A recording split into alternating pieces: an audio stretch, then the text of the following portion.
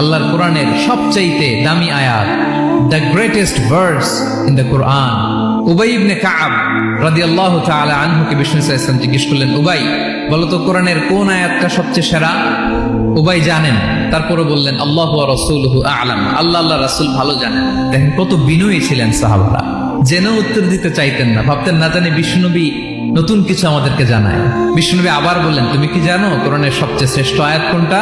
এবার উবাই ভাবলেন এবার আমি উত্তরটা দিয়েই দেই। তিনি বললেন আয়াতুল কুরসি, আল্লাহু লা ইলাহা ইল্লা হুয়াল হাইয়ুল কাইয়ুম, এটা শ্রেষ্ঠ আয়াত। বিষ্ণুনবী খুশি হয়ে উবাই ইবনে কাবের বুকে একটা চাপড় মারলেন, এরকম আদরের চাপড় দিয়ে বললেন, লিয়াহনিকাল ইলমু ইয়া আবুল মুনজির, হে আবুল মুনজির, জ্ঞান এবং প্রজ্ঞা তোমার জন্য মোবারক হোক, তুমি ঠিক বলেছো। সুবহানাল্লাহ পড়ে।